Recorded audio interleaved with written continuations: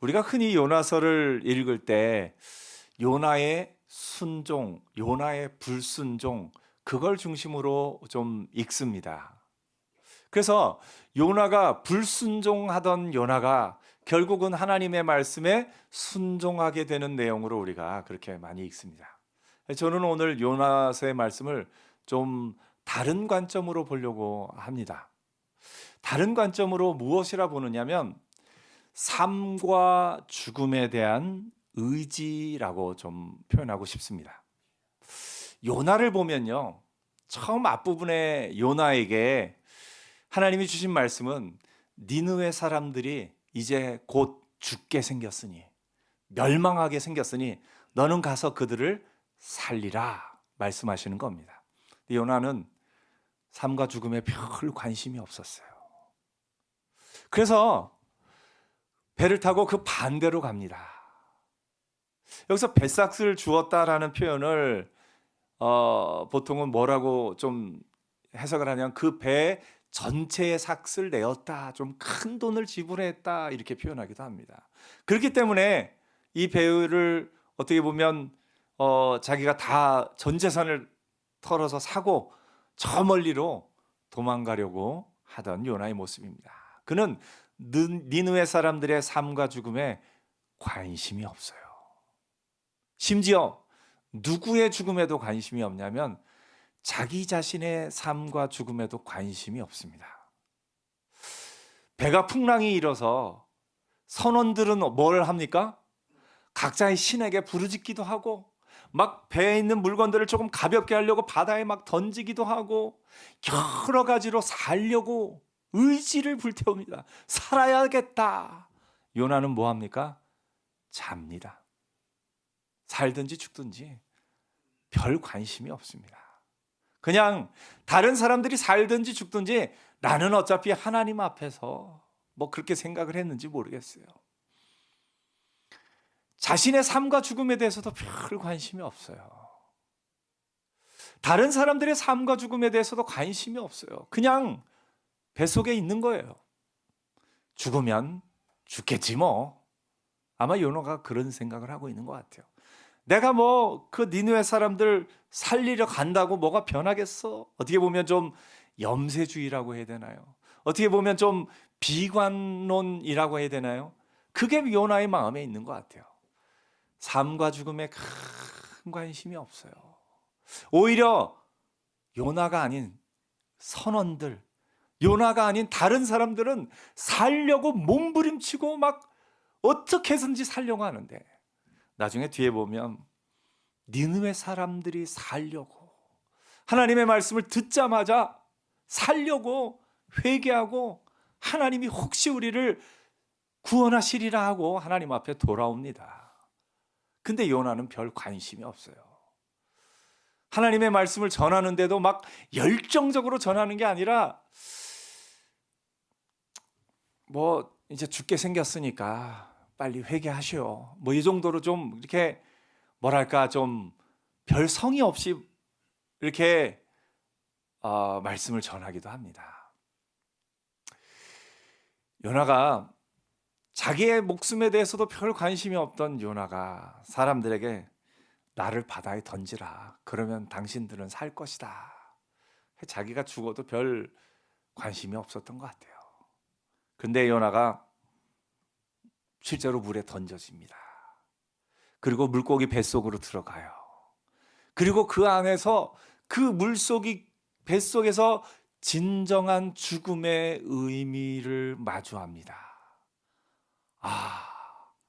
죽음이라는 것이 내가 생각하던 것이 아니었구나. 2장에 보면 요나의 그 기도가 나옵니다. 이 스올에서 여러 생각들을 했을 거예요. 그리고서 삶과 죽음에 대한 생각이 조금 바뀝니다. 근데 조금 바뀌었는데 완전히 바뀐 건 아닌 것 같아요.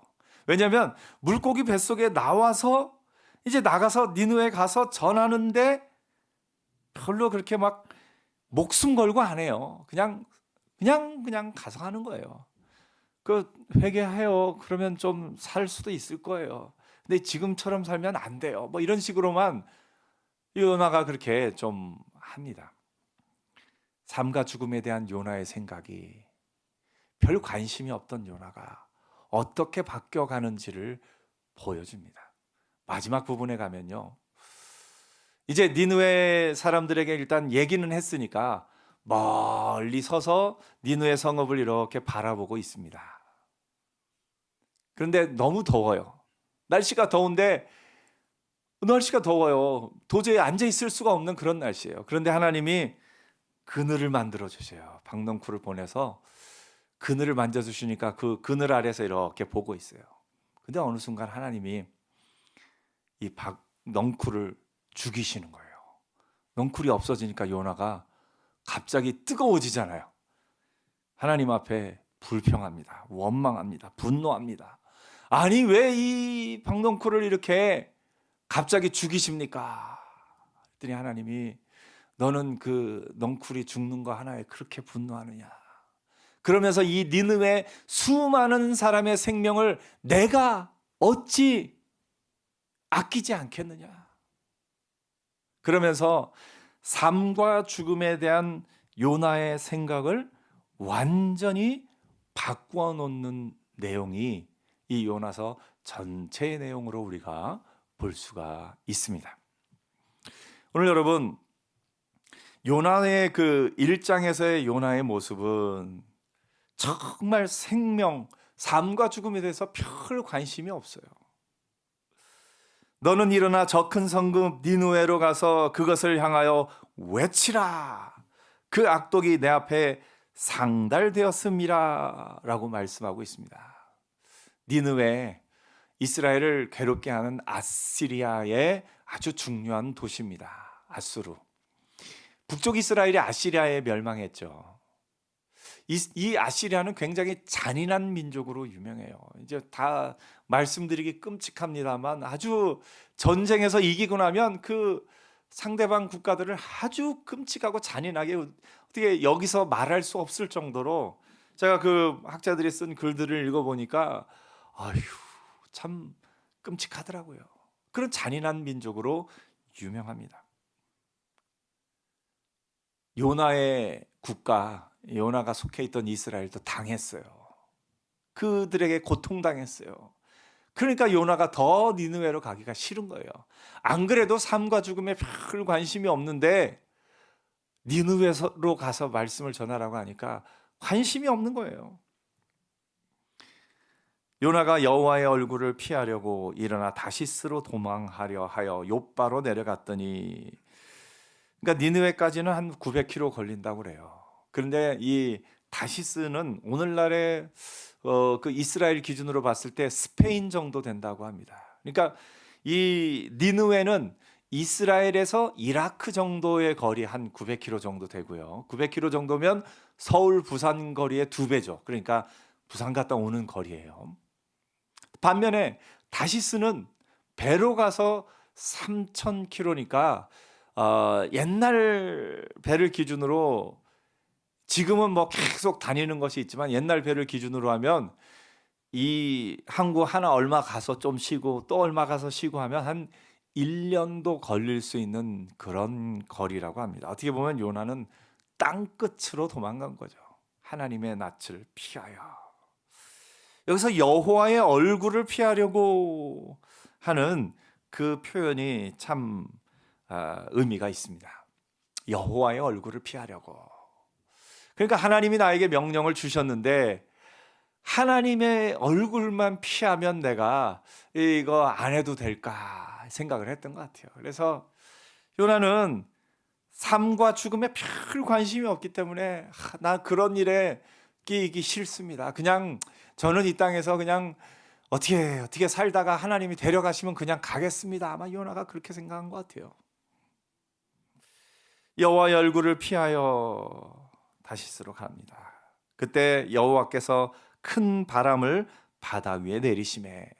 여기서 요나서에서는 하나님이 좀 주도적으로 역사하셔요. 처음에 요나한테 명령하신 것도 하나님이고, 도망가는 요나에게 큰 바람을 바다 위에 내려서 폭풍이 일어나게 하신 것도 하나님이 하시는 거고, 그 다음에 물고기를 준비하게 하신 것도 하나님이고, 그 박넝쿨을 준비하신 것도 하나님이고 죽이신 것도 하나님이고 요나에게 적극적으로 말씀하시는 하나님의 모습을 봅니다. 그 하나님의 그 말씀 가운데 핵심은 뭐냐면 너는 왜 삶과 죽음에 대해서 그렇게 관심이 없느냐? 관심을 좀 가져봐라. 가져봐라. 네가 너의 죽음을 어떻게 생각하느냐?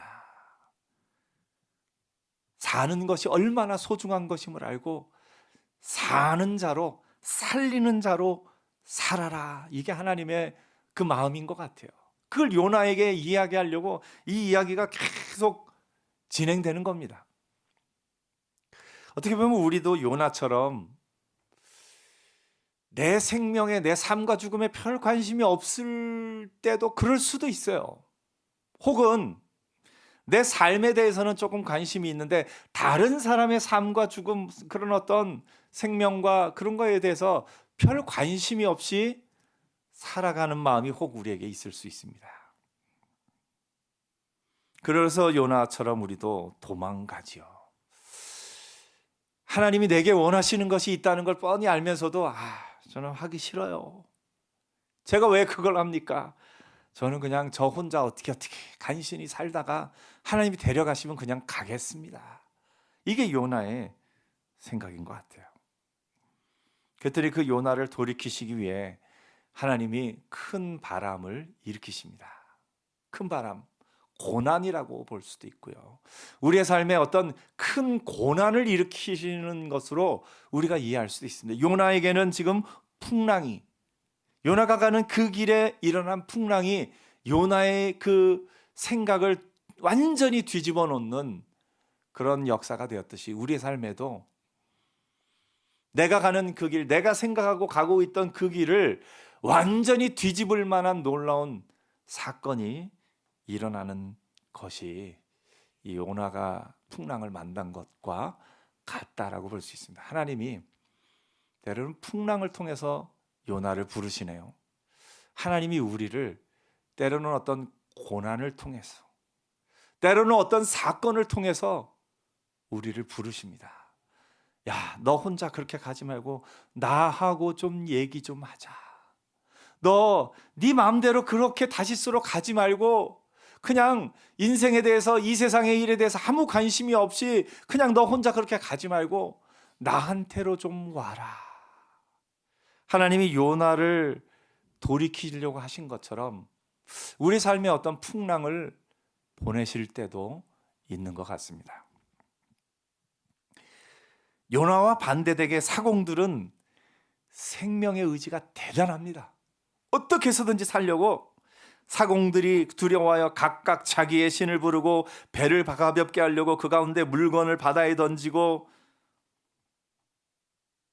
어떻게 보면 생의 의지가, 살아가는 삶의 의지가, 돈을 벌고 뭔가를 하려는 그 의지가 예수 믿는 사람보다 예수 안 믿는 사람이 더 강한 것을 또 보기도 합니다. 세상 가운데서 뭔가를 이뤄내고 뭔가를 하려는 삶의 의지가 이 사공들은 참 강해요. 요나와 달리. 그들은 요나가 배 맨밑층에 들어가 누워 깊이 잠든 걸 보고 선장이 가서 이야기합니다. 자는 자여 어찌함이냐, 일어나서 너의 하나님께 구하라. 혹시나 너의 하나님이 우리를 생각하사 망하지 아니하게 하시리라. 너 왜 그렇게 있어? 가서 너의 하나님에게 구해봐.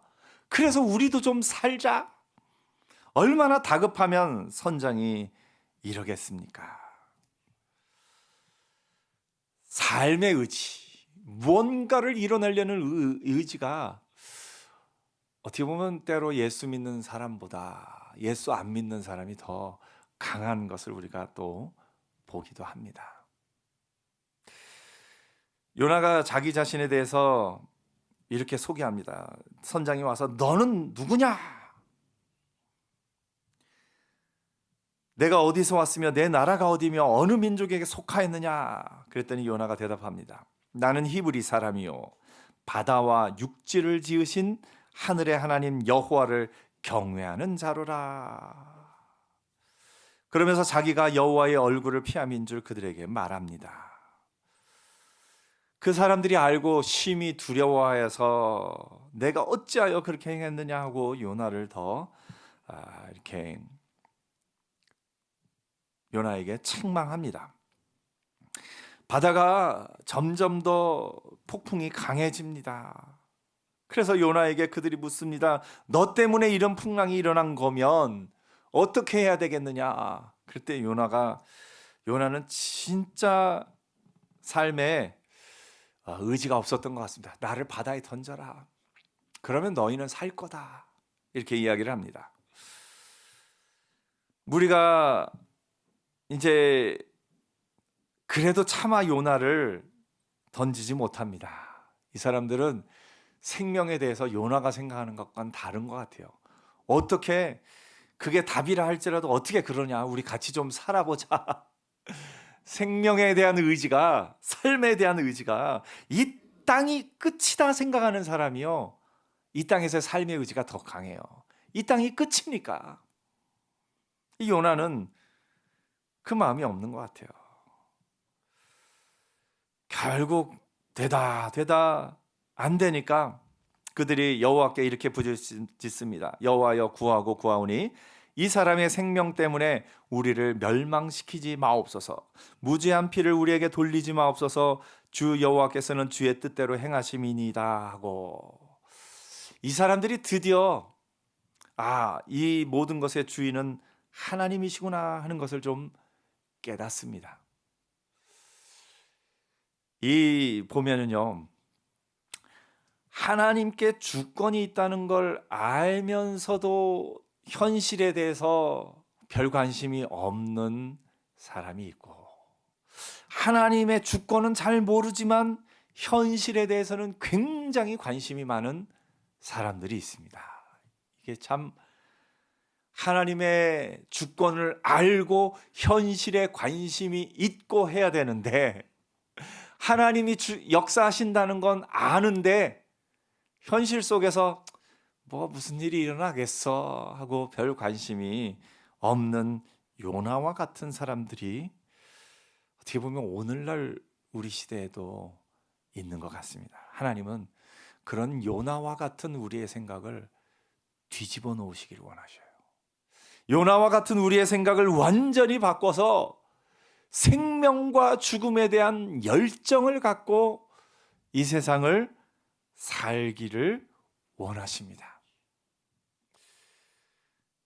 오늘 이 선원들의 이 삶에 대한 의지를 우리가 좀 보고 배울 필요가 있어요. 선원들의 삶에 대한 이 의지를 요나가 보고 배워야 돼요. 근데 요나는 이 순간에는 아직은 못 배운 것 같습니다. 그 사람들이 여호와를 크게 두려워하여 결국은 요나를 들어 바다에 던집니다. 그랬더니 그 뛰노는 것이 그칩니다.